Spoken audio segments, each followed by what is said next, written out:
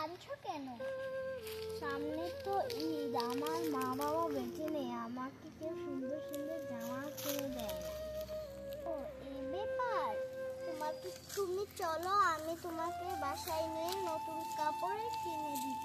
চলো আমাদের বাসায়, বাবাকে বলে আমি নতুন কাপড় কিনে দিব। চলো।